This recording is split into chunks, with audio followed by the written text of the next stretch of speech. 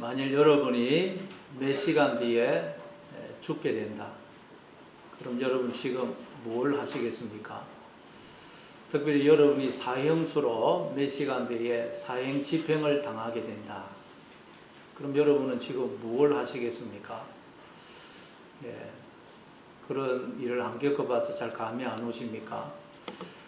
전에 그 박효진 장로님이 쓴 하나님이 고치지 못할 사람은 없다라는 책에 보면 그 사형수를 이제 사형 집행하는 그 장면을 이렇게 잘 묘사해 놓은 내용이 나옵니다.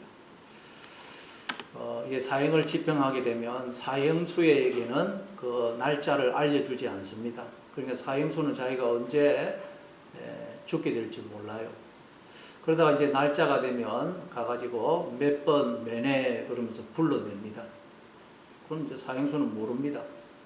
그래서 손은 이제 밧줄에 결박이 되고 양쪽은 교도관에 양쪽 팔은 교도관에 붙들린 채 바깥으로 나오게 됩니다. 그러다가 어느 지점에 가서 오른쪽으로 가면 사형장으로 가고 왼쪽으로 가면 면회 장소로 간다 그래요. 근데 이제 그쪽에 딱 가게 되면 이제 사형 집행 날은 교도관이 오른쪽으로 팍 끌고 가는 거예요. 그럼 갑자기 사형수가 멀쩡하게 잘 오다가 갑자기 온몸에 힘이 풀어지고 눈동자가 풀리고 막 어제 오줌을 질질 싸고 질질 끌려가면서 온갖 욕설을 하고 저주를 하고 살려달라 그러고 그러면서 끌려간다 그래요. 죽음을 앞에 두니까 사람이 이렇게 되더라는 것입니다. 근데 여러분 지금 예수님은 이제 불과 몇 시간 뒤면 너무도 끔찍하고 비참한 십자가의 죽음을 앞에 두고 있습니다. 그 십자가의 죽음은 굵은 대못으로 손목과 발목이 그 십자가에 못 박힌 채 죽을 때까지 그 매달려 있어야 됩니다. 여러분 한번 생각을 해보세요. 얼마나 그 끔찍하고 비참합니까? 그래서 그 십자가 처형 장면을 목격한 사람들 중에는 오랫동안 이 너무 충격을 받아서 악몽을 꾸기도 하고 심지어 이렇게 미치는 사람까지 있었다고. 그 장면이 너무 끔찍했어요. 그런데 예수님은 그런 끔찍한 십자가의 죽음을 불과 몇 시간 앞에 두고 계십니다.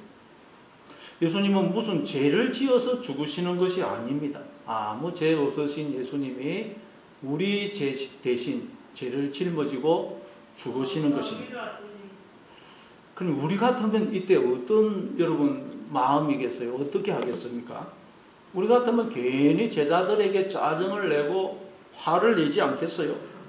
안 그러면 하나님께 하나님 저는 억울합니다. 저는 못하겠습니다. 그렇게 막 하나님께 따지고 울부짖든지 아니면 아무리 생각해도 저는 억울해서 이 죽음은 못 죽겠습니다. 그러면서 도망가지 않겠어요? 아니면 내 인생은 왜 이러나? 나는 왜 이렇게 지지려도 복이 없나? 그러면서 그냥 절망에 빠지고 자기 연민에 빠지든지 그렇게 하지 않겠습니까? 그런데 예수님은 그런 끔찍하고 비참한 십자가의 죽음을 불과 몇 시간 남겨두고 뭘 하고 계십니까? 기도하고 계세요. 근데 그것도 누구를 위해서 기도합니까?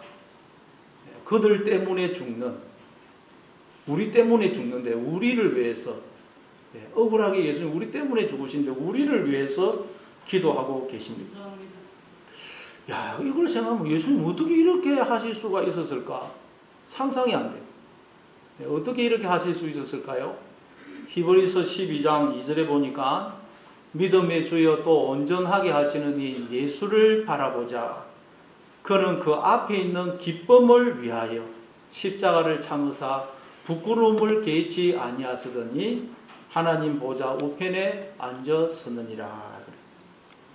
그러니까 예수님은 십자가 너머에 있는 영광과 승리를 바라보셨기 때문에 십자가의 고통과 부끄러움을 참아서 섰다고 말씀합니다. 그러니까 여러분 우리가 무엇을 보느냐 하는 것이 우리가 세상을 이기느냐 그렇지 않으면 세상에 지느냐를 결정한다는 것입니다. 무엇을 보느냐. 여러분은 지금 뭘 보고 계십니까? 눈에 보이는 세상만 억울한 현실만 바라보고 계십니까? 그러면 우리는 반드시 세상에 지게 되어 있다는 것입니다. 그러면 우리는 두려움, 염려, 절망, 후회, 한탄, 미움에 사로잡혀 인생을 낭비하게 됩니다. 눈에 보이는 세계 너머에 있는 하나님의 세계를 볼 때 우리는 세상을 이길 수가 있는 것입니다. 믿음의 눈으로 보면 우리는 이미 하나님의 세계 안에 들어와 있습니다. 나는 하나님 안에 있고 하나님은 내 안에 계십니다. 그래서 눈에 보이는 현실만 보고 두려워하고 불안해하고 있던 그 여호수아를 향하여 하나님이 뭐라고 말씀하십니까? 여호수아 1장 9절에 보니까 내가 내게 명령한 것이 아니냐. 강하고 담대하라. 두려워하지 말며 불안해하지 말라. 네가 어디로 가든지 내 하나님 여호와가 너와 함께 하느니라. 내가 내게 명령한 것이 아니냐 그래. 하나님은 우리에게 지금 부탁하고 뭐 호소하는 게 아니고 명령을 하고 있어요. 명령. 어떤 명령을 하세요? 강하고 담대하라. 두려워하지 말고 불안해하지 말라. 명령을 하세요. 왜 이런 명령을 하십니까? 네가 어디로 가든지 내 하나님 여호와가 너와 함께 하느니라. 네가 어디로 가든지 네가 지금 어떤 처지, 어떤 상황에 처해 있고 어떤 일을 만났고 어떤 삶을 살고 있든지 간에 상관없이 내가 너와 함께 하고 있다. 그러니 강하고 담대하라. 두려워하지 말고 불안해하지 말라고 명령하시는 것입니다. 예수님은 이 하나님의 명령, 이 하나님의 음성을 들으시고 순종하신 것입니다. 그래서 예수님은 십자가 이 끔찍한 죽음을 앞에 두고도 두려워하거나 염려하지 않고 자기 연민에 빠지지 않고 오히려 십자가 뒤에 주어질 영광과 승리를 바라보면서 기뻐하고 즐거워하신 것입니다. 뿐만 아니라 우리도 예수님을 뒤따르는 우리도 이 십자가를 잘 짐으로써 영광과 승리에 이르기를 원하셔서 우리를 위해 기도하시는 것입니다. 참 그러니 여러분 예수님의 이런 모습을 가만히 보고 있자니 참 부끄럽기가 짝이 없어요. 야, 참 우리는 별것 아닌데도 평안을 잃어버리고 걱정하고 염려하고 미워하고 짜증내고 그러지 않습니까? 그니 요한복음 17장을 공부하면서 예수님의 이런 모습을 담아갈 수 있는 저와 여러분이 계실 수 있기를 바랍니다. 자, 그러면 예수님은 우리를 위해 또 무슨 기도를 하시는지 한번 살펴보도록 하겠습니다. 자, 오늘 보면 20절입니다. 20절. 오늘 보면 20절 같이 읽습니다. 시작. 내가 비옵는 것은 이 사람들만 위함이 아니요 또 그들의 말로 말미암아 나를 믿는 사람들도 위함이니. 예수님은 먼저 1절부터 5절에서 자기를 위해서 기도하셨죠. 아버지여 아들을 영화롭게 하사 아들로 아버지를 영화롭게 하게 하옵소서. 먼저 자신을 위해 기도했어요. 근데 그 자신을 위한 기도는 아버지 제가 십자가를 잘 질 수 있게 도와주십시오. 제가 하나님의 뜻에 합당한 삶을 살 수 있게 도와주십시오. 그래서 하나님께 영광을 돌릴 수 있도록 해주십시오. 이 기도를 했어요. 우리도 늘 먼저 이 기도를 해야 됩니다. 기도할 때 늘 이 기도를 먼저 해야 돼요. 그리고 6절부터 19절에서 예수님은 제자들을 위해서 기도하십니다. 그리고 이제 20절부터 마지막 26절에서는 제자들을 통해서 앞으로 예수 믿게 될 자들, 그들을 위해서 예수님은 기도하십니다. 그래서 오늘 20절에 보니까 내가 비옵는 것은 이 사람들만 위함이 아니요 또 그들의 말로 말미암아 나를 믿는 사람들도 위함이니.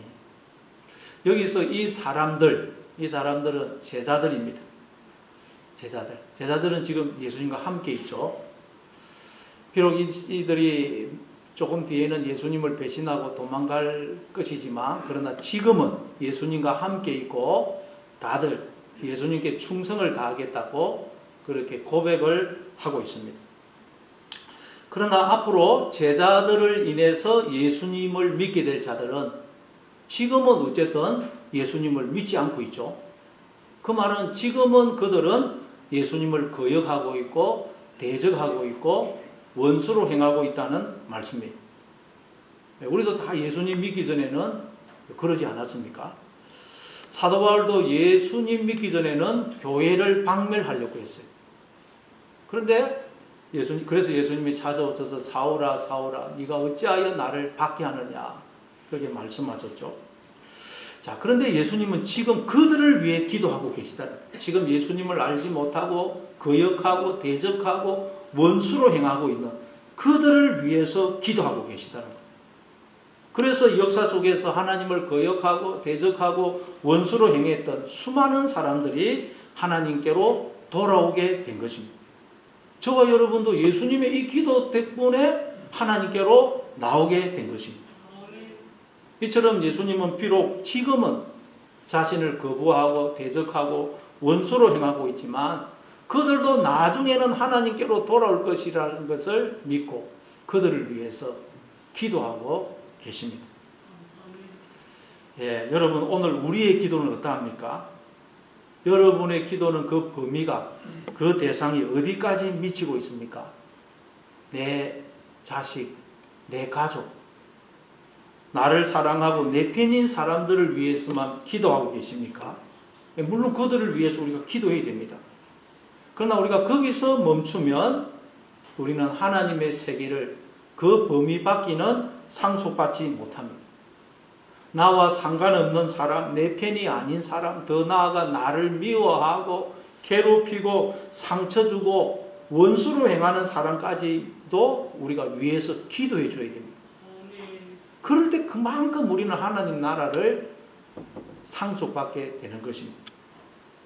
마태복음 5장 44절 45절입니다. 우리 한번 읽어보겠습니다. 마태복음 5장 44절 45절 같이 읽습니다. 시작. 너희 원수를 사랑하며 너희를 박해하는 자를 위하여 기도하라.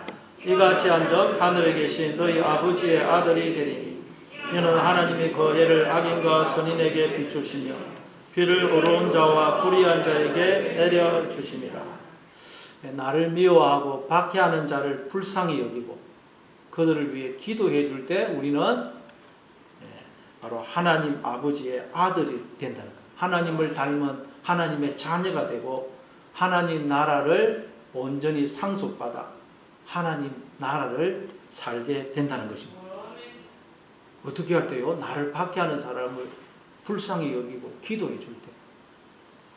창세기 13장에 보면 아브라함과 조카 롯이 헤어지는 장면이 나옵니다. 그 아브라함이 갈대아 우르에 살고 있었을 때 아브라함의 동생이자 또 이 롯의 아버지인 하란이 죽습니다. 그래서 그때부터 아브라함이 조카 롯을 돌보게 됩니다. 아브라함은 자식이 없었기 때문에 아마 이 조카 롯을 자식처럼 생각하고 사랑하고 돌봐줬을 것입니다. 그래서 아브라함이 갈대아 우르에서 하나님의 부르심을 받아 가나안 땅에 올 때 이 조카 롯도 아브라함을 따라서 나옵니다. 그런데 이제 이 가나안 땅에 살 동안 이 가축이 많아지고 그 먹일 풀은 적고 하니까 롯의 목자와 아브라함의 목자가 서로 싸웁니다. 그러자 이 아브라함이 조카 롯을 부르죠. 야, 우리는 친족 아니냐? 그러니 나나 너나 내 목자나 네 목자나 서로 싸우게 하지 말자. 온 땅이 우리 앞에 있지 않느냐? 네가 먼저 선택해라. 네가 자하면 내가 우하고 네가 우하면 내가 자하겠다. 그렇게 이야기합니다. 아마 아브라함은 선택권을 조카 롯에게 먼저 줘요. 그렇지만 아브라함은 이때 속으로 내심 이 조카 롯이 아닙니다. 삼촌이 먼저 선택하십시오. 그러면 제가 나머지 땅으로 가겠습니다. 아마 그렇게 나오기를 내심 바라고 있었을 것입니다. 그리고 그것이 당연지사요 인지상정입니다. 그런데 이 조카 롯은 아브라함이 그 말을 듣자 그냥 땅을 쳐다보더니 온 땅에 물이 넉넉해가지고 여호와의 동산 같고 애굽 땅과 같은 소돔과 고모라 근처 그 땅을 툭 선택하더니 말도 안 하고 그곳으로 가버려요. 그러니 아브라함이 얼마나 섭섭하고 괘씸하고 배신감을 느끼겠습니까? 이놈의 자식 그래 잘 되는 거 한번 두고 보자. 다시는 내 네 얼굴 안 본다. 한번 속으로 그렇게 생각을 했을 것입니다. 그런데 그때 하나님이 아브라함에게 나타나셔서 무슨 말씀을 하십니까? 창세기 13장 14절 15절에 보면 롯이 아브라함을 떠난 후에 여호와께서 아브라함에게 이르시되 너는 눈을 들어 너 있는 곳에서 북쪽과 남쪽 동쪽과 서쪽을 바라보라. 보이는 땅을 내가 너와 내 자손에게 주리니 영원히 이르리라. 너는 눈을 들어 너 있는 곳에서 북쪽과 남쪽 동쪽과 서쪽을 바라보라. 눈을 들으라는 거예요. 너 그렇게 너의 그 좁은 시각으로 보지 말고 눈을 들어서 믿음의 눈으로 하나님의 시각으로 너의 인생과 세상을 바라봐라. 그러면 하나님의 세계가 드러날 거야. 그 하나님의 세계는 네가 보는 만큼 깨닫는 만큼 취하여 누리는 만큼 이것이 되는 거야. 그렇게 말씀했어요. 그때부터 아브라함은 관점을 달리하게 돼요. 생각을 달리하게 됩니다. 그래서 나중에 그 땅에 전쟁이 일어나가지고 조카 롯이 노예로 끌려가자, 포로로 끌려가자. 아브라함이 어떻게 합니까? 마음을 달리 먹기 때문에, 보는 관점을 달리했기 때문에 이 아브라함은 목숨을 걸고 집에서 길러온 군사 318명을 데리고 가서 조카 롯을 구해오죠. 이처럼 오직 하나님의 세계를 주목하고 산 아브라함은 갈수록 하나님의 세계를 살게 됩니다. 그런데 자꾸 눈에 보이는 세상만 보고 산 조카 롯은 그러지를 못합니다. 그러니 여러분의 그 좁은 눈, 육신의 눈으로 보지 말고 눈을 드시기 바랍니다. 믿음의 눈, 하나님의 시각으로 여러분의 인생과 세상을 바라보시기 바랍니다. 그래서 예수님처럼 나와 상관없는 사람, 더 나아가 나를 미워하고 나에게 상처 주고 나를 배신한 사람, 꼴도 보기 싫은 사람을 보면서 아, 저자가 지금 하나님의 세계를 보지 못해서 저렇게 흑암과 사망의 그늘 아래에 거하고 있구나. 그렇게 불쌍히 여기고 기도해 줄 수 있는 여러분 되시기를 바랍니다. 그럴 때 그만큼 우리는 하나님의 세계가 드러나서 하나님의 세계를 상속받아 살 수 있게 되는 것입니다. 자, 우리 한번 오늘 보면 21절을 또 한번 읽어보겠습니다. 21절 오늘 보면 21절 같이 읽습니다. 시작. 아버지여, 아버지께서 내 안에 내가 아버지 안에 있는 것 같이 그들도 다 하나가 되어 우리 안에 있게 하사 세상으로 아버지께서 나를 보내지 믿게 하옵소서. 또한 예수님은 아버지께서 내 안에 내가 아버지 안에 있는 것 같이 그들도 다 하나가 되게 해 주십시오. 그렇게 기도합니다. 앞에서도 이런 기도를 하셨는데 또 예수님 여기서도 우리가 하나가 되게 해달라고 기도하십니다. 왜냐하면 여러분 우리에게 있는 모든 고통, 불행은 우리가 하나 되지 못하는 데서 비롯되기 때문입니다. 부부가 하나 되지 못하기 때문에 행복해야 될 결혼 생활이 불행합니다. 행복하기 위해서 결혼했는데 결혼해서 불행한 삶을 사는 사람이 얼마나 많습니까? 결혼해서 지옥을 사는 사람이 얼마나 많습니까? 왜 그렇습니까? 부부가 하나 되지 못해서 그런 것입니다. 교회가 어려운 것도 이 세상에 이렇게 문제가 많고 아우성이 끊이지 않는 것도 다 하나 되지 못해서 그런 것입니다. 그래서 예수님은 우리가 하나 되게 해달라고 기도하십니다. 근데 어떻게 해서 하나가 되게 해달라고 기도하십니까? 아버지께서 내 안에 내가 아버지 안에 있는 것 같이 그들도 다 하나가 되게 해달라고 기도하십니다. 자, 이 말은 여러분 우리가 잘 이해를 해야 됩니다. 이 말은 내가 아버지 안에 있고 아버지가 내 안에 계셔서 그렇게 즉 예수님은 아버지 안에 있고 아버지는 예수님 안에 계셔서 예수님과 아버지가 하나가 되셨듯이 나는 저 사람 안에 있고 저 사람은 내 안에 있어서 하나가 되게 해달라는 그런 기도가 아닙니다. 왜냐하면 여러분 우리는 하나님을 떠나서는 결코 하나 될 수도 없고 하나님을 떠나 설령 하나가 된다 할지라도 그건 썩고 부패할 뿐이에요. 하나님을 떠난 인간은 나무에서 잘려진 가지와 같다 그랬죠. 나무에서 잘려진 가지는 절대 하나 되지 못합니다. 잘려진 가지들이 하나 이렇게 된다 할지라도 그건 썩고 부패질 뿐입니다. 나무 가지가 하나 되는 방법은 오직 하나예요. 가지들이 다 나무에 붙어 있을 때, 나무를 통해서, 나무 안에서 가지들이 하나 될 수 있는 것입니다. 마찬가지로 우리가 하나 될 수 있는 방법은 오직 내가 하나님 안에 있고 저 사람도 하나님 안에 있고 하나님과 하나 될 때 우리가 하나님 안에서 하나님을 통해서 하나가 되는 것입니다. 따라서 아버지가 내 안에 내가 아버지 안에 있는 것 같이 그들도 하나 되게 해달라는 말은 다 우리가 눈이 열려서 아버지가 내 안에 계시고 나는 아버지 안에 있구나 뿐만 아니라 저 사람도 아버지 안에 있고 아버지가 저 사람 속에 있구나. 나도 하나님의 자녀고 저 사람도 하나님의 자녀구나 하는 것을 깨닫게 해서 하나 되게 해달라는 말씀인 것입니다. 여러분 지금 우리는 다 하나님의 세계 안에 들어와 있습니다. 우리는 아버지 안에 있고 아버지는 내 안에 계십니다. 그런데 우리가 하나님을 떠나고 또 내 속에서 하나님을 몰아내므로 그걸 모르고 있는 것입니다. 우리가 다 하나님의 세계 안에 들어와 있지만 하나님을 거부하고 또 내 속에서 하나님을 몰아내므로 우리가 다 자아라는 성 안에 자아라는 무덤 속에 우리가 다 갇혀 있는 것입니다. 그래서 여기서 나와 하나님과 하나 되어야 우리가 하나 될 수 있어요.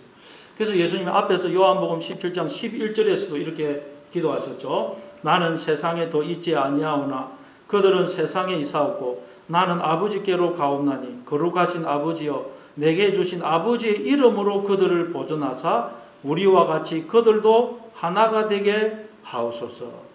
내게 주신 아버지의 이름으로 저들을 보존하사 저들이 하나 되게 해달라는 것. 아버지의 이름으로 우리를 보존한다는 말은 무슨 뜻이라 그랬죠?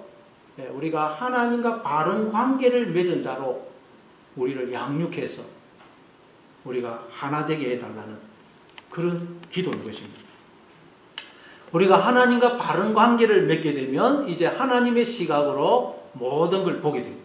그러면 저 사람도 나와 똑같은 하나님의 자녀네.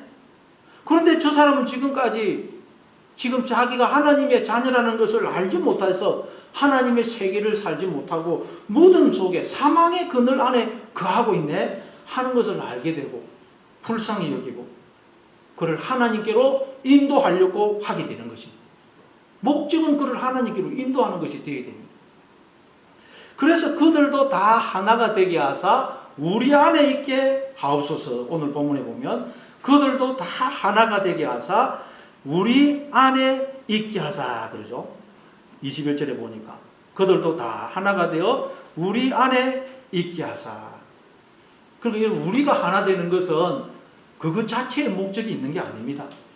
하나님 안에 있기 위해서 하나님과 연합하기 위해서인 것입니다. 그렇죠. 여러분 형제끼리 불화하고 내가 지금 형제와 불화한 상태에서 아버지하고 어떻게 화목할 수 있겠어요?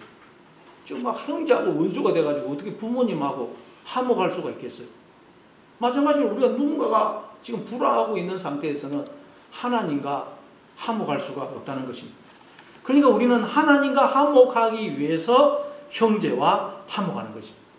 하나님과 화목하기 위해서 원수를 사랑하고 나를 미워하는 자를 위해서 기도하는 것입니다. 그렇게 해서 우리가 하나님과 화목하게 되면 어떻게 되느냐? 자, 21절에 보니까 그들도 다 하나가 되어 우리 안에 있게 하사 세상으로 아버지께서 나를 보내신 것을 믿게 하옵소서. 우리가 하나님과 화목이 되어서 모든 사람을 하나님의 시각으로 보게 되면 어떻게 되느냐? 그때 세상 사람들이 하나님께서 예수님을 이 세상에 보내셨구나 하는 것을 믿게 된다는 거예요. 자, 이게 또 무슨 말이겠어요? 참 요한복음, 성경에서 요한복음이 제일 어려운데 그 중에서도 이 요한복음 17장이 제일 어려워요. 그래서 여러분 설명을 안 들으면 이걸 아무리 읽어도 참 이해하기가 어렵습니다. 자, 여러분 하나님이 예수님을 보내신 것을 믿게 된다. 이건 또 무슨 의미겠어요? 하나님이 예수님을 이 세상에 왜 보내셨습니까? 하나님이 예수님을 보내셨는데 왜 보내셨죠? 우리에게 하나님은 어떤 분이신지 그리고 나는 누구며 하나님과 내가 어떤 관계에 있는지를 알게 해서 우리를 하나님께로 돌이키기 위해서요. 우리와 하나님을 화목시키기 위해서 하나님의 예수님을 보내신 것입니다. 네, 고린도후서 5장 18절 19절입니다. 고린도후서 5장 18절 19절. 고린도후서 5장 18절 19절 같이 읽습니다. 시작. 모든 것이 하나님께로 났으며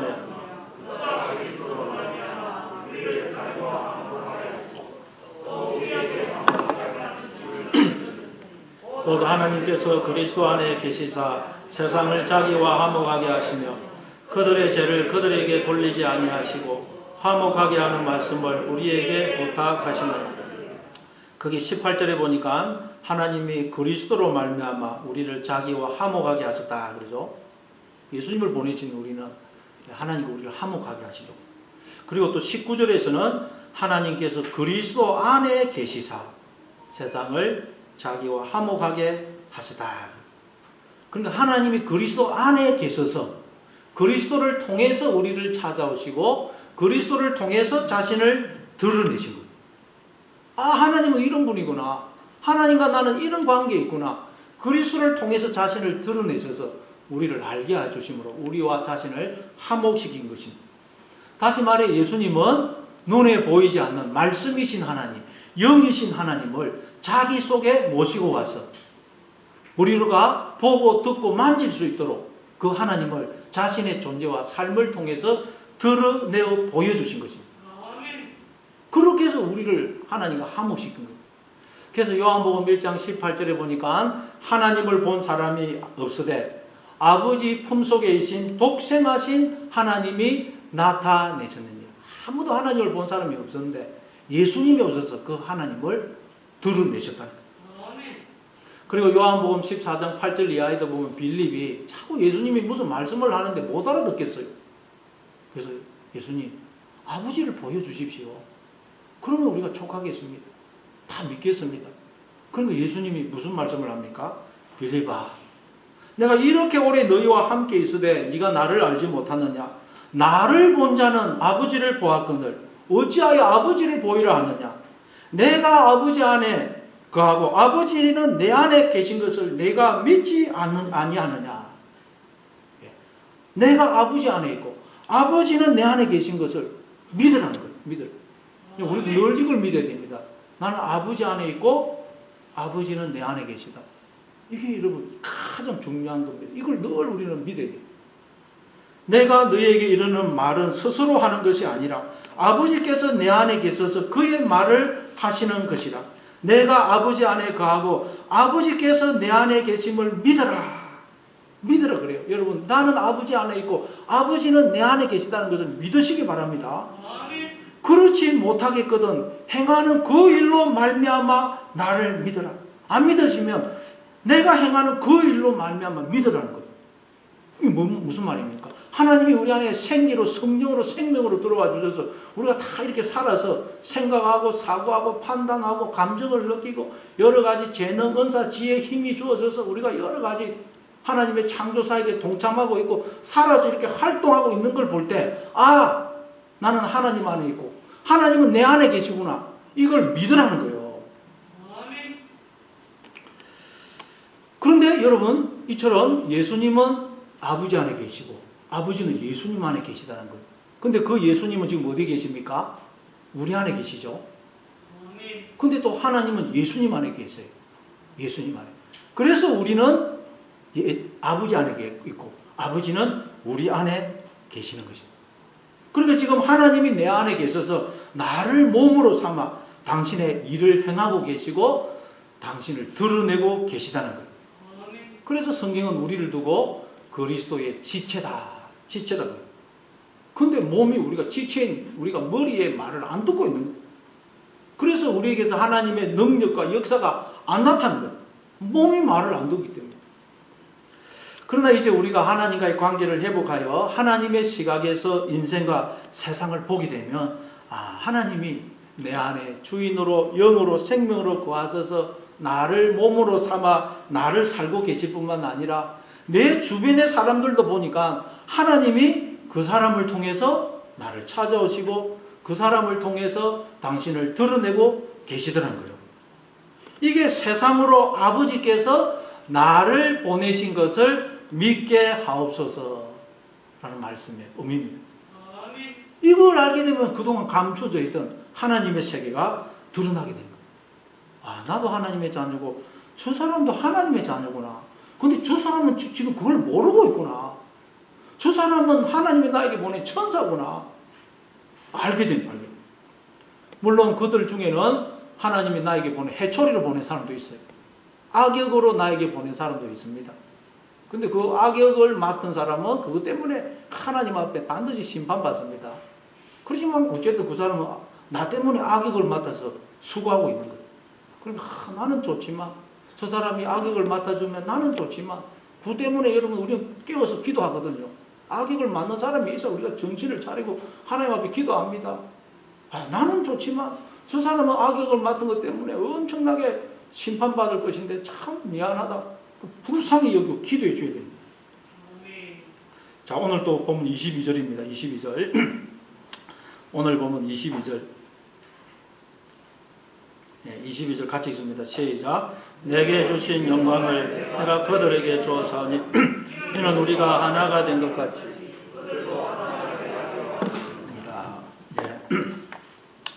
예수님은 하나님과 우리를 화목시키기 위해서 아버지께서 자신에게 주신 영광을 그들에게, 즉 우리에게 주셨다고, 이미 주셨다고 말씀합니다. 감사합니다.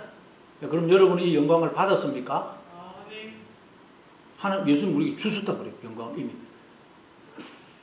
그러면 예수님이 거짓말 하실 일은 없고 결론은 뭐겠어요? 우리가 받았는데 모르고 있는 거예요. 그 예수님이 우리에게 주신 영광이 무엇인지를 몰라서 받았는데 모르고 있는 거예요. 그러면 예수님이 우리에게 주셨다는 이 영광은 도대체 뭘까요? 예수님이 주셨다 그래요. 영광이 히브리어로는 세키나라 그래요. 세키나. 거주하다, 살다, 임재하다라는 뜻의 사칸이라는 동사의 명상이고 헬라어로는 독사, 뭐뭐처럼 보이다, 생각하다, 믿다라는 도케오라는 동사에서 나온 명상입니다. 그러니까 영광이란 뭐냐? 내 안에 임재해 계신 하나님이 나를 통해서 드러난 상태. 그게 영광입니다. 그래서 구약에 보니까 하나님이 임재하신 그 성막에 세키나의 구름이 늘 있죠. 세키나의 구름. 하나님이 그곳에 임재하셔서 자신을 드러내고 계시다는 의미로 그게 세키나의 구름이 성막에 늘 있습니다. 이 말은 우리도 우리 안에 임재해 계신 하나님을 드러내야 된다는 말이에요. 세키나의 구름이 우리에게서 나타나야 돼요. 신약에 오니까 우리가 하나님이 거하시는 성막이고 성전이죠. 우리에게서도 우리 안에 임재해 계신 하나님이 드러나야 돼요. 세키나의 구름이 드러나요. 근데 인간들이 자기 속에 계신 하나님을 안 드러내고 전부 다 자기를 드러내요. 자기를. 그래서 예수님이 오셔가지고 너희가 하나님의 영광을 구하지 않고 사람의 영광을 구하고 있다. 그렇게 책망하신 것입니다. 따라서 예수님께서 아버지께서 내게 주신 영광을 그들에게, 즉 우리에게 주셨다라는 말은 무슨 뜻이겠어요? 내가 아버지께서 내게 주신 영광을 저들에게 주어서 우리에게 줬다는 거예요. 이 말은 무슨 뜻이겠어요? 예수님은 자기 속에 계신 하나님, 그 하나님을 우리가 보고 듣고 만질 수 있도록 자신의 삶을 통해서 드러내셨다는 거예요. 드러내셨다. 그래서 요한복음 1장 14절에 보니까 말씀이 육신이 되어 우리 가운데 거하심에 우리가 그 영광을 보니 아버지의 독생자의 영광이요 은혜와 진리가 충만하더라. 말씀이 육신이 되었다는 말은 예수님은 육신 속에 말씀을 담아 오셔서 그 말씀이신 하나님을 자신의 삶을 통해서 우리가 보고 듣고 만질 수 있도록 드러내셨다는 거예요. 그래서 하나님의 영광이 예수님을 통해서 드러나더라는 거예요.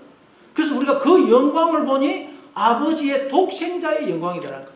아버지의 영광이 예수님을 통해서 아들을 통해서 나타나고 있더라는 것입니다. 그렇게 함으로써 예수님은 하나님이 자기에게 주신 영광을 우리에게 주신 거예요. 그 말은 예수님은 말씀이신 하나님을 자기의 삶을 통해서 우리가 보고 듣고 만질 수 있도록 드러내어서 말씀을 우리의 마음판에 새겨주셨다는 거예요. 말씀을, 성령을 우리의 마음판에다가 새겨주셨다는 거예요. 그렇죠? 애들은 엄마가 하는 거 보고 말하는 거 행동하는 거 보고 따라 다 합니다. 그게 마음에 새겨집니다. 엄마가 말하는 거 행동하는 거 다 보면서 그게 마음에 새겨집니다. 그걸 그대로 따라하지 않습니까? 그래서 예수님이 말씀이신 하나님을 우리가 보고 듣고 만질 수 있도록 다 드러내었다는 거예요. 그래서 우리의 마음판에 말씀을 새겨주셨다는 거예요.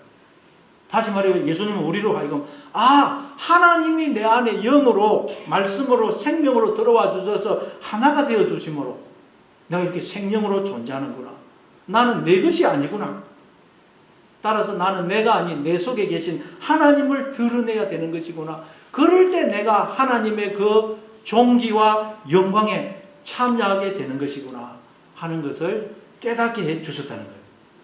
그게 예수님이 우리에게 영광을 주셨다는 말씀의 의미입니다. 따라서 우리도 이제 예수님처럼 우리에게 주어진 영광을 다른 이들에게 주어야 돼요.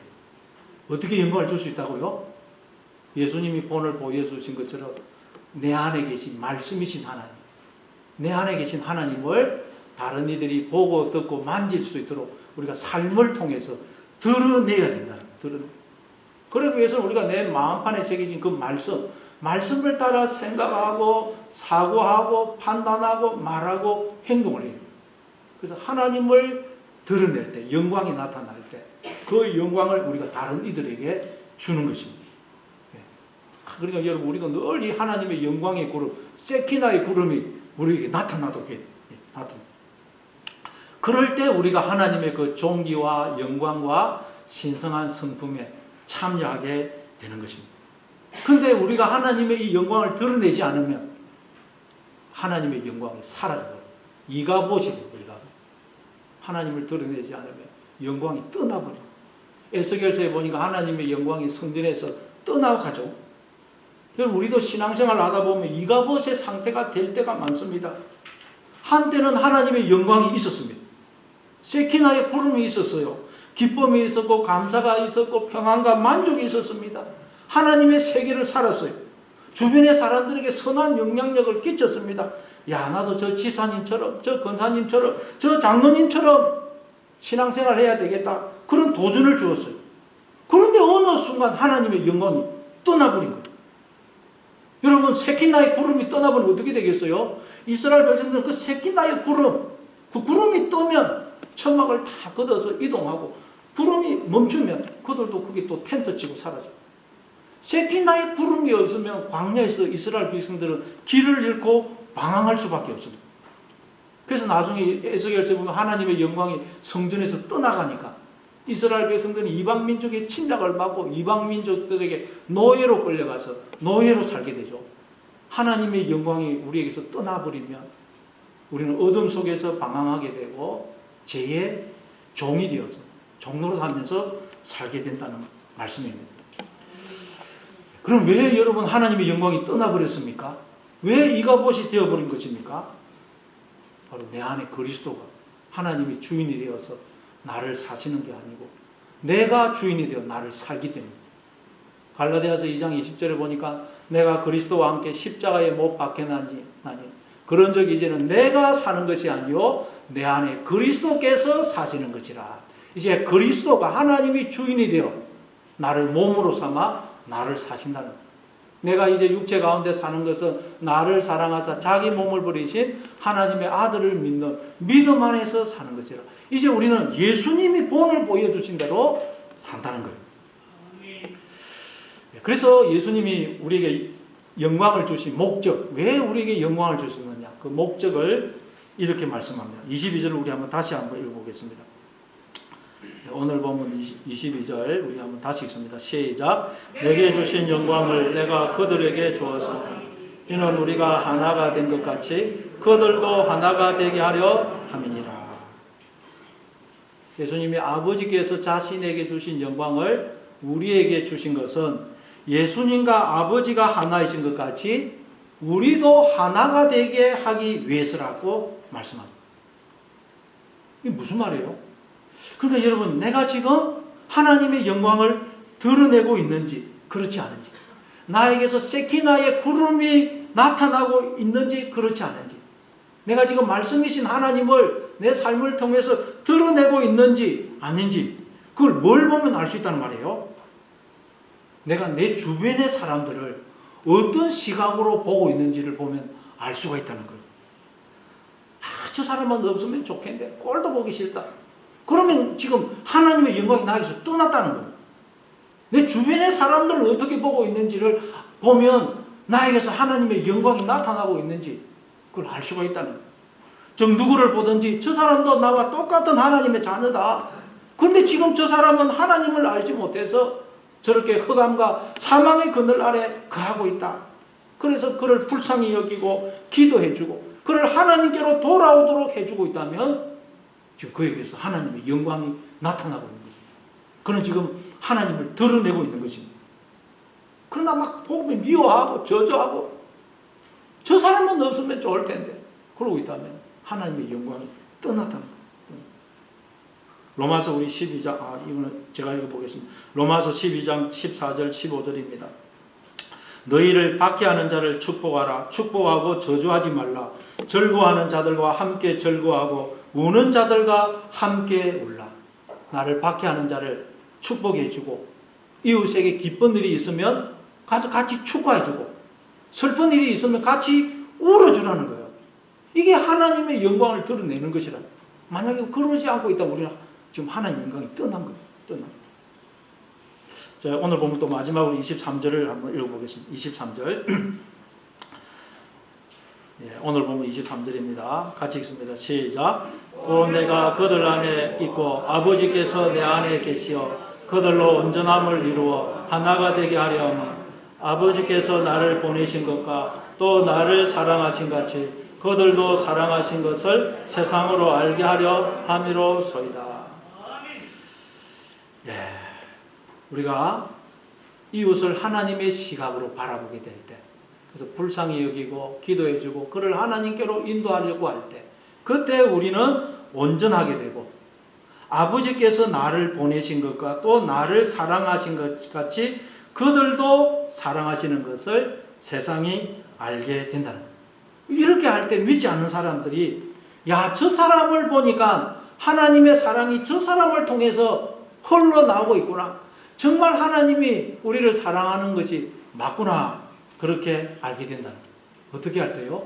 우리가 하나님의 영광을 드러낼 때, 하나님의 시각으로 어떤 인생과 세상 사람들을 보고 그들을 불쌍히 여기고 기도해서 그들을 하나님께로 돌아오도록 해줄 때, 세상 사람들은 정말 하나님이 우리를 사랑하시는구나.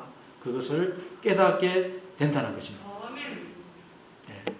여러분, 하나님께서 예수님을 사랑하신 것 같이 나를 사랑하고 계시다는 것을 기억하시기 바랍니다.